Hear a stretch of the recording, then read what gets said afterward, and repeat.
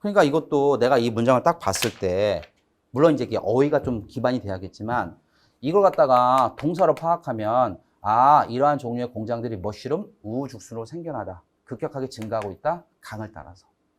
이게 해석이 되는데 이거 맨 처음에 다 자리를 갖다가 파악하지 못하면은 이 공장들 버섯 강을 따라서 말 자체가 안 되는 거지. 여기 같은 경우도 보면 램프 전등들이 라인드 루프니까 지붕을 따라서 줄려 서 있다. 이게 말이 되는 거지. 그러니까 결론적으로 여기서 말하고 싶은 게 뭐냐? 자리를 찾는 거. 이 연습을 하고 계속 반복할 겁니다. 두 번째. 그래서 첫 번째가 제가 말한 것처럼 뭡니까? 영어라는 건 국어하고 비교해서 뭐다? 자리가 매우 중요하다. 그럼 두 번째. 결론적으로 우리가 어떤 문장을 갖다가 명확하게 이해하려면 뭐가 중요하다? 자리를 파악할 수 있어야겠다. 동의하죠? 자, 이거 뭐 같은 얘기 반복인데요. 구문이 매우 중요한 이유는 첫 번째, 정확한 문장 해석이 가능해진다. 당연한 얘기 아닙니까? 자, 두 번째, 이거 여러분 굉장히 중요합니다. 아마 문법 선생님도 강조하겠지만 이 문법의 적용을 극대화할 수 있다. 뭐가? 구문이 돼야. 뭐가 돼야? 구문이 돼야. 자, 무슨 말일까? 자, 지금 문법 시간 아니고 선생님 뭐 이거 디테일하게 설명할 건 아닌 것 같고요. 우선 결론적으로 말씀드리면 and sending 다음에 요 sending이 틀렸고 이걸 to send로 고쳐야 된다는 거거든. 그럼 니네가 나중에 문법 때 배울 거야. 아, 나하고도 많이 배울 거야. 요 접속사를 기준으로 해서 and나 but 같은 경우는 요게 돼. 데칼코마니. 데칼코마니가 뭐냐면 좌우대지. 앞에 명사, 뒤에도 명사. 앞에 형용사, 뒤에도 형용사. 앞에 투부정사, 뒤에도 투부정사. 그럼 여기서 이 and가 연결하는 건 있잖아. 결론적으로 여기네. 요거. 요 to reverse하고 to send하고 연결하는 거야. 그러면 내가 이 문제를 갖다가 문법 문제가 나왔는데 내가 이 문제를 갖다가 틀렸어. 그럼 틀린 친구는 and를 기준으로 해서 앞에 투부정사 나오면 뒤에도 투부정사야. 앞에 동명사 나오면 뒤에도 동명사야. 이걸 몰라서 틀렸을까? 아니지. 왜 틀렸어? 문장이 길지. 기니까 뭐가 안 보이는 거야? 덩어리로 나눠져 보이지가 않고 결론적으로 문장의 구조가 보이지 않는 거지. 그래서 이 문법 문제를 틀린 거지. 그러니까 니네가 이 문법을 공부할 때 맨 처음에 이론을 공부하잖아. 맞지? 그 다음에 이제 나중에 뭐냐 적용이고 하면서 결국에 이제 문제풀이 할 거 아닙니까? 근데 항상 하는 얘기는 똑같습니다. 이론을 많이 배웠는데 문제만 풀면 뭐가 안 된다? 적용이 안 돼요. 이 얘기를 갖다가 진짜 많이 해요. 선생님이 편입에서는 문법을 안 가르치지만 다른 공무원 가서 내 문법 다 가르치니까. 그러면 이 적용이 안 되는 이유가 여러 가지가 있지만 압도적으로 가장 중요한 이유는 뭐냐? 구문이야. 문장의 구조를 파악을 못해서 그런 거야. 이것도 선생님하고 그 7단원에서 배우겠지만 이게 사실 잘 안 보이거든. might A as well as B. A라기보다는 B하는 게 낫다 이런 식으로. 그래서 as 뒤에 to reverse 나오고 and 다음에 to send 나오는 거거든요. 근데 문장이 길잖아. 지금 두 줄. 이게 약간 좁게 나오면 세 줄도 되겠네. 그러니까 뭐가 안 보이는 거야? 문장의 구조가 안 보이는 거지. 그래서 나하고 독한 독해를 갖다가 구문을 열심히 공부하면 내가 제일 많이 받는 피드백 중에 하나가 당연히 해석 좀 많이 올랐어요 라는 것도 듣지만 그거 못지않게 많이 듣는 게 문법 성적이 올랐어요 라는 얘기를 내가 진짜 많이 들어. 왜냐하면 이 구문이라는 게 문법하고 되게 직결되는 부분이니까. 동의합니까 여러분? 그래서 좀 강조합니다 여러분. 앞으로 문법 공부하는 것도. 자, 결론적으로 어떻다? 문장 보기가 너무너무 중요하다. 계속 그 얘기 반복해요. 자, 그러면 앞에서 선생님이 이제 구문이 중요하다고 얘기했고, 구문에서 이제 가장 중요한 게 덩어리라고 했는데, 덩어리 한번 살펴봅시다, 덩어리.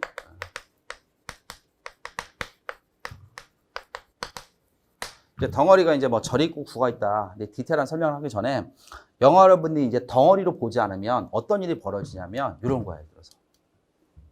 이거. 모르는 단어 없죠? 뭐 이 코미디라는 거고요. 센스 뭐 감각이란 뜻이고요. 트러스트가 비극이란 뜻이고요. 근데 이걸 내가 이제 한번 해석해 보세요라고 하면 많은 분들이 어떻게 해석하냐면 이 코미디는 있는데 안에 있어. 안에 있는데 감각, 비극 안에 있어. 이렇게 이제 해석한단 말이야. 근데 문제는 뭐냐면 뭐 이렇게 해석해도 국어적으로 이해하면 좋은데 무슨 말이 안 되지. 감각, 비극이라는 것도 말이 안 되고. 근데 이제 너희들이 나한테 이제 덩어리를 배웠어. 덩어리 배우면 이게 보인다고 이게. 아, 전치사라는 건 뒤에 반드시 명사가 오니까 전치사 구 덩어리라는 걸 배웠단 말이야. 그럼 내가 이걸 덩어리로 파악했잖아. 그럼 아, 이런 센스가 하나의 덩어리니까 다른 거하고 이렇게 구분해서 해석해야 돼 라는 걸 배웠어. 그런데 결론적으로 이런 센스가 이게 수거 관용 표현이거든. 그럼 내가 덩어리라는 걸 알지. 근데 이 뜻을 몰라. 모르면 어떻게 하면 되냐? 그렇지. 자, 이거 강조 표시 아니고. 그냥 해석을 안 하면 돼. 이 코미디는 뭐다? 비극이다. 이게 100점짜리 해석이야, 차라리. 뭐다? 감각 비극이라고 해석하는 겁니다. 왜냐하면 이걸 맨 처음에 감각 비극이라고 해석하는 건 니네게 알게 모르게 얘가 이렇게 꾸며주는 형용사로 해석한 거란 말이야. 그런데 요 명사 앞에 요 전치사구가 나오면 이 전치사구라는 건 명사를 꾸며줄 수 없어, 앞에서. 이제 이걸 배워야겠지만. 그러니까 내가 이걸 덩어리 개념을 알면 해석을 안 하면 되는 거지. 뭐다? 이 코미디가 하나의 뭐다? 하나의 비극이다. 이게 훨씬 더 낫다는 얘기죠. 뭘 알면? 덩어리를 알면. 그러니까 속어법을 쓸 수가 있는 거지. 자, 계속 이제 앞으로 계속 공부하는 거지만 이제 이게 하나의 포인트입니다. 자, 그러면 내가 계속해서 덩어리 이렇게 얘기를 하고 있는데, 그럼 덩어리가 이제 두 개가 있어요. 절구. 자, 오늘은 이 기본 개념만 여러분이 잘 잡아도 굉장히 유익할 것 같아요. 자, 절이라는 거, 구라는 거. 자, 영어로 clouds라고 하고요. 구.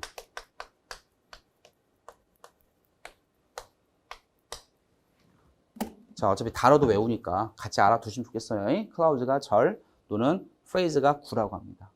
자, 그러면 절이라는 게 뭐냐? 이거야.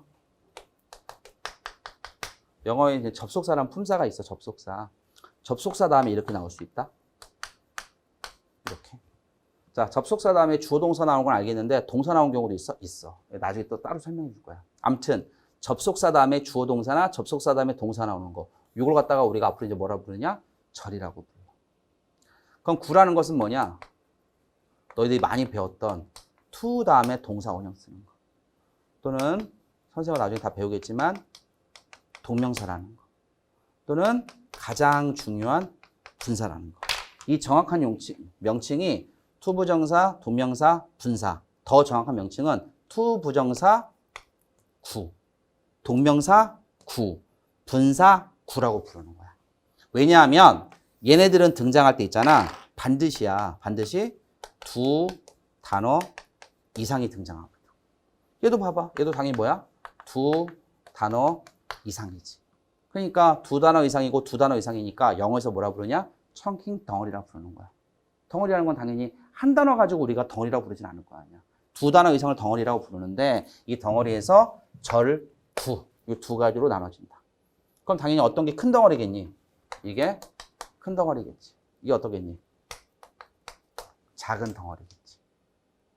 그러면 앞으로 선생님, 우리가 구문 배운다는 거 결론적으로 어떤 문장이 나오든지 간에 절, 구, 절, 구 이런 식으로 분리해서 배우는 거겠네요. 내 말이 이 말이야. 그러니까 우리가 앞으로 공부해야 되는 건 되게 심플해. 어떤 긴 문장이 나오든 간에 우리가 한 번에 이해할 수 있는 만큼 이렇게 나눠서 보는 거야. 그 나눌 때 기준이 뭐다? 절구 덩어리. 되셨습니까? 덩어리 청기.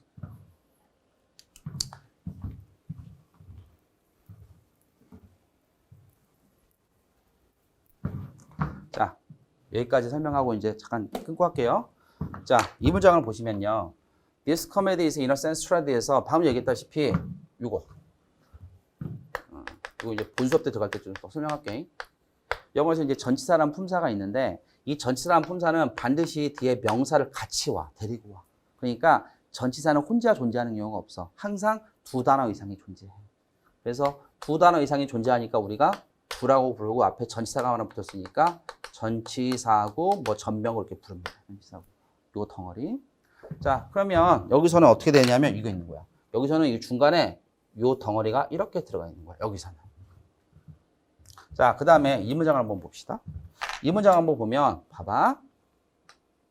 이게 동사야. 자, 이거 뭐 어려운 말로 관계대명사라고 하는데 지금 그게 중요한 건 아니고 이게 뭐냐? 접속사야. 그럼 선생님 중에 뭐라고 했지? 접속사 동사를 뭐라고 했어? 절이라는 덩어리라고 했지. 그래갖고 어떻게 하면 보는 거냐면 이렇게 나눠보는 거야. 그럼 언제까지 나눠야 되느냐? 여기까지. 왜 여기까지 나눠야 되느냐? 이게 문장 제일 앞에 나왔잖아. 일반적으로 문장 제일 앞에 나온 건 대부분 다 뭐가 되느냐? 주어가 돼. 그럼 영어에서 주어가 나오면 반드시 뒤에 뭐가 나오느냐? 동사가 나온단 말이야. 그럼 이 문장 있잖아. 약간 길다 싶어도 주어하고 동사 사이에 요 절 덩어리가 중간에 덩어리가 들어가 있는 거야. 이처럼 명사 뒤에 나온 걸 우리가 무슨 절이라고 한다, 무슨 절이라고 한다, 이제 따로따로 다 배울 거야. 그래서 이게 들어가 있는 거고요. 자, 그 다음 이것도 보시면요. since don't of history에서 요 since 이게 전치사야. 그럼 전치사 대에 명사 났으니까 한 덩어리. of가 전치사야. of 다음 history 났으니까 또 한 덩어리. 이런 식으로. 그 다음에 요 동사를 항상 기준으로 했을 때 동사 앞에 나온 게 주어인데 잘 들어. 영어에서는 동사 앞에 주어가 나오는 게 일반적인데 요 대어는 사전 찾으면 뭐라고 써 있냐면 부사라고 적혀 있어. 그럼 당연히 부사는 뭐가 될 수 없을까? 명사가 될 수 없으니까 뭐가 될 수도 없지? 주어가 될 수도 없지. 그러면 동사를 기준으로 했을 때 주어가 일반적으로 동사 앞에 나오는 게 일반적인데 주어가 동사 앞에 안 보이잖아, 지금. 그지? 안 보이는 얘기는 무조건 100%야. 어디 있어? 주어는 무조건 동사 뒤에 있는 거야. 근데 여기서 너희들이 착각하면 안 되는 게 요 뒤에 봐봐. 요선생님 뭐라고 했어? 전치사 구라고 했지? 얘도 뭐라고 했어? 전치사 구라고 했지. 이제 자세히 배울 겁니다. 이제 앞으로 배울 거 가다가 설명하는 건데 영어에서 전치사 구는 절대로 주어가 될 수 없어. 그럼 결론적으로 뭐가 주어냐? 얘가 주어야. 그러니까 이 문장도 결론적으로 뭐야? 주어 동사 찾는 거야. 그럼 이렇게 끊으면 이렇게 전명을 이것도 이렇게 끊을 수 있겠네. 그럼 이제 한번 해보면 이 코미디는 비극입니다. 이 코미디는 어떤 면에서 보자면 비극입니다. 많은 젊은 사람들이 그의 책을 좋아합니다. 꽤 오랫동안. 많은 젊은 사람들이 한국에서 영어 시험을 준비하고 있는 많은 젊은이들. 새벽, 역사의 새벽. 요거 사전 찾으면 알겠지만 새벽 또는 시작이란 뜻이야. 단어 뜻 자체가. 역사가 시작되었을 때부터 저곳은 존재한다고 하면 망한 겁니다. 수업 때 자세히 배울 겁니다. 동사 앞에 나온 대열은 해석하지 않는 거야. 그래서 내가 나중에 구문해주면서 이 단어가 나올 때 얘는 무조건 해석하지만 얘는 무조건 어떻게 해석하는 거야. 해석도 다 정해줄 거야. 니네들은 나하고 똑같이 따라하면 돼. 그래서 동사 앞에 나오는 대열은 해석하지 않는다. 역사가 시작되었을 때부터 존재해 왔습니다. 사람들의 마음속에. 이거 길다란 뜻이 아닙니다. 사실 참 열망이라고 합니다. 열망이 개인의 자유를 향한. 개인의 자유를 향한 열망이 사람들의 마음속에 존재했습니다. 역사가 시작됐을 때부터. 그럼 나중에 너희들이 익숙해지면 이제 어떤 일이 벌어지냐? 나는 지금 너희들의 이해도의 편의를 돕기 위해서 개인의 자유를 향한 열망이 사람들의 마음속에 존재했습니다. 이렇게 한국말 어순으로 자연스럽게 해석했지만 이렇게 하면 안 돼. 왜? 우리가 실전에서 어떻게 이렇게 해석해? 나도 이렇게 안 해. 그럼 어떻게 돼? 아, 역사가 시작됐을 때부터 사람들 마음속에 있었구나. 열망이. 개인의 자유를 도. 이제 이게 영어 어순 그대로 이제 읽으려고 노력해야 되는데 맨 처음엔 이게 쉽지가 않아요. 그러니까 우리가 이제 과도기를 거쳐서 궁극적으로 이 단계로 가야겠지만. 다시 한번 얘기하지만 이렇게 덩어리를 보지 않으면 이래로 새벽, 역사, 저곳은 존재하는데 안에 마음속 인간들, 열망, 위하여, 개인, 자유 이런 식으로 개별적인 단어로만 딱딱딱 끊기면 뭐가 되는 거야? 앞단어와 뒷단어가 연결이 안 되지. 그럼 무슨 말이니? 읽어도 무슨 말인지 전혀 이해가 안 되는 거지. 그럼 니네가 나중에 구문을 열심히 하고 잘해갖고 실력이 많이 는다는 건 어떤 뉘앙스일까? 덩어리가 쉽게 보이는 거지. 그 다음에 이제 더 나중에 익숙해지면 어떤 일이 벌어지냐? 이런 일이 벌어지는 거지. 이게 주어네. 이게 동사네. 그래서 이 문장 있잖아. 한 덩어리, 두 덩어리로 보이는 거야. 그러니까 독해를 했을 때 속도가 빨라진다는 건 딱 하나야. 내가 5번 끊어 읽다가 4번, 4번 끊어 읽다가 3번. 약간 이해했니? 그러니까 내가 한 번에 이해할 수 있는 뭐야? 덩어리가 길어지는 거야. 이게 속도가 빨라지는 거야. 그러니까 우리가 왜 속독 하잖아. 속독은 두 가지가 있어요. 지금 내가 말하는 것처럼 덩어리를 볼 때 덩어리가 길어지는 거. 두 번째 속독은 뭐냐면 스킵 하면서 키워드 중심으로 띄엄띄엄 보는 거야. 이거 이제 그 다음 단계 속독. 이것도 아까 내가 말한 것처럼 그럼 그 다음 단계 속독 어디서 배우냐? 이거는 아까 내가 말한 것처럼 지문 보기기. 왜냐하면 이거는 독해 지문의 유형이 결정하는 거야. 예를 들어서 어떤 독해 지문 있잖아. 중요한 키워드가 다 나와 있어. 근데 그걸 스킵 할 수는 없잖아. 근데 어떤 건 앞에서 아까 내가 얘기했던 것처럼 혹시 기억날까? 경로 지향성이라고 해서 이 한 단어가 이 도깨지문은 부산으로 가는구나. 이 도깨지문은 광주로 가는구나. 이거 딱 알려줘.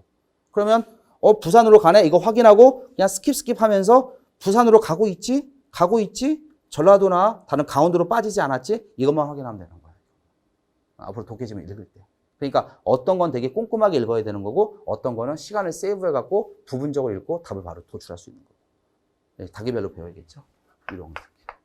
느낌 올까요? 그래서 자 정리합시다. 우리가 배우는 구문이 뭐야? 덩어리, 자리, 해석. 까먹지 마세요. 그래서 우리가 결론적으로 문장의 구조를 배운다는 건 뭘까? 덩어리를 찾는다. 덩어리를 이해한다. 그다음 덩어리가 문장에서 어떤 자리에 가는지 본다. 그다음 마지막 뭐 한다? 그 자리 간 걸 토대로 해서 우리가 해석한다. 선생님 방금 전에 이거 덩어리라고 했잖아. 이런 식으로. 그지? 그럼 이거 덩어리 자리 보면 그 명사지. 그럼 아까 내가 뭐가 중요하다고 했어? 덩어리 찾았으면 자리를 찾으라고 했지. 그럼 자리가 어디야? 명사 뒤에 나왔지. 절인데 명사 뒤에 나왔잖아. 바로 다음 시간에 이어서 할게요. 절인데 명사 바로 뒤에 나오면 얘는 무조건 뭐냐? 형용사야. 왜? 명사 뒤에 절 나오면 나올 수 있는 그 역할은 딱 하나밖에 없어. 형용사. 그래서 앞에 있는 명사를 꾸며주는 거야. 이런 식으로.